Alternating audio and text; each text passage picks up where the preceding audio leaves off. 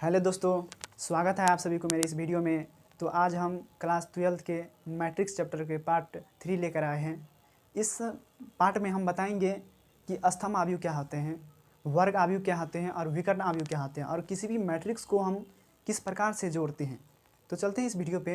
देखो, कोई भी मैट्रिक्स है, उस मैट्रिक्स को हम कब स्तंभ आव्यूह बोल सकते हैं, कब स्तंभ मैट्रिक्स बोल सकते हैं। स्तंभ आव्यूह कब बोल सकते हैं किसी भी मैट्रिक्स को, इसमें स्तंभ की संख्या कितना होना चाहिए, केवल स्तंभ की संख्या कितना होना चाहिए। तो इसमें स्तंभ की संख्या केवल 1 होना चाहिए, तो वह आव्यूह मैट्रिक्स, वह मैट्रिक्स क्या होगा, स्तंभ आव्यूह होगा। जैसे यहाँ पे एग्जाम्पल में देखते हैं, जैसे यहाँ पे 1 2 3 है, इसमें स्तंभ की संख्या कितनी है, तो स्तंभ की संख्या 1 है, तो यह आव्यूह क्या होगा, स्तंभ आव्यूह होगा। ठीक है, स्तंभ आव्यूह समझ गए। किसी भी मैट्रिक्स में या किसी भी आव्यूह में स्तंभ की संख्या 1 होगा तो वह मैट्रिक्स या वह आव्यूह स्तंभ आव्यूह होगा। अब समझते हैं कि वर्ग आव्यूह क्या होता है। देखो, वर्ग आव्यूह कब होगा, जब कोई भी मैट्रिक्स होगा, उस मैट्रिक्स में स्तंभ की संख्या और पंक्ति की संख्या, स्तंभ की संख्या और पंक्ति की संख्या बराबर होगा तो वह आव्यूह वर्ग आव्यूह होगा। जैसे जिसमें इसमें स्तंभ की संख्या, स्तंभ बराबर कितना होना चाहिए, पंक्ति होना चाहिए। मतलब स्तंभ जितनी संख्या रहेगा स्तंभ की, उतना पंक्ति का भी होना चाहिए। जैसे एग्जाम्पल में समझते हैं, जैसे यहाँ पे स्तंभ की संख्या, यहाँ पे पंक्ति की संख्या कितनी है, 2 है, तो यहाँ पे स्तंभ की संख्या भी 2 रहे तो वहाँ आव्यूह क्या होगा, स्तंभ स्क्वायर मैट्रिक्स होगा। ठीक है, स्क्वायर मैट्रिक्स होने के लिए पंक्ति, स्तंभ और पंक्ति क्या होना चाहिए, दोनों बराबर होना चाहिए, तो वह मैट्रिक्स क्या होगा, वर्ग मैट्रिक्स होगा। ठीक है, स्क्वायर मैट्रिक्स होगा। आप समझते हैं विकर्ण आव्यूह क्या होता है। देखो, विकर्ण आव्यूह में विकर्ण के अलावा, यहाँ पे विकर्ण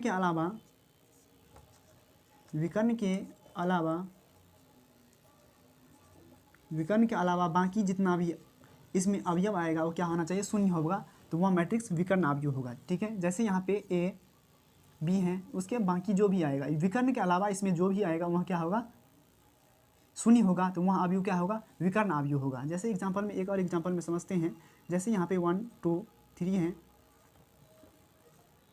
3/3 मैट्रिक्स हैं। इसमें विकर्ण के अलावा जो भी सदस्य आए हैं, विकर्ण के अलावा जो भी अवयव आए हैं वो क्या है, शून्य है। विकर्ण के अलावा यहाँ पे जो भी सदस्य आए हैं वो शून्य है, तो वहाँ आव्यूह क्या होगा, विकर्ण आव्यूह होगा। विकर्ण आव्यूह में क्या होता है कि विकर्ण के अलावा जो भी इसमें सदस्य आएगा, वो क्या होगा, शून्य होगा, तो वहाँ आव्यूह विकर्ण आव्यूह होगा। अब हम बताते हैं इकाई आव्यूह क्या होता है, इकाई या तत्समक आव्यूह क्या होता है। तो किसी भी मैट्रिक्स में इकाई या तत्समक आव्यूह कब होता है, इकाई या तत्समक आव्यूह, तत्समक आव्यूह, इकाई या तत्समक आव्यूह होने के लिए इसमें, इकाई या तत्समक आव्यूह होने के लिए इसमें विकर्ण की संख्या कितना होना चाहिए, 1 होना चाहिए। इसमें विकर्ण की संख्या कितना होगा, विकर्ण की संख्या जब 1 होगा और बाकी अवयव इसमें शून्य होगा तो वह मैट्रिक्स क्या होगा, इकाई या तत्समक आव्यूह होगा। ध्यान रखना, इकाई या तत्समक आव्यूह को हम ऐसे सूचित करेंगे। ठीक है, जैसे वही इकाई या तत्समक आव्यूह लिखते हैं 2/2 का, यहाँ पे I2 लिखेंगे इसको। और इकाई आव्यूह में विकर्ण की संख्या कितना होना चाहिए, तो विकर्ण की संख्या 1 होना चाहिए। तो विकर्ण तो 1 होता है, विकर्ण की संख्या 1, बाकी कितना होना चाहिए, शून्य होना चाहिए।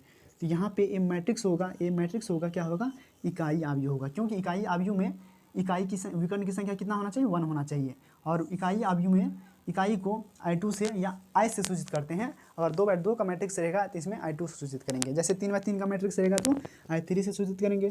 ठीक है, आप देखो, I को हम किसी भी संख्या के साथ गुना करेंगे, I को हम A के साथ गुना करेंगे तो कितना आएगा, A ही आएगा। और A को हम I से सूचित गुना करेंगे तो है तब भी A ही आएगा। ठीक है, यहाँ पर हम समझे कि स्तंभ आव्यूह क्या होता है, वर्ण आव्यूह क्या होता है और विकर्ण आव्यूह क्या होता है और इकाई आव्यूह क्या होता है। आप बताएंगे हम, कोई भी मैट्रिक्स है, उस अदिश मैट्रिक्स का अदिश गुणनखंड क्या होगा। ठीक है, तो यहाँ पे समझते हैं, मैट्रिक्स है, मैट्रिक्स का अदिश गुणनखंड क्या होगा।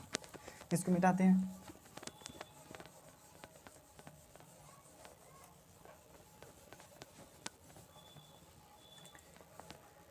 देखो, मैट्रिक्स में अदिश गुणनखंड क्या होगा, अदिश गुणनखंड,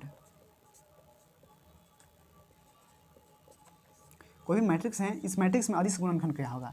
जैसे यहाँ पे मैट्रिक्स हैं A B C और D, अदिश गुणनखंड मतलब क्या होता है, गुना होता है।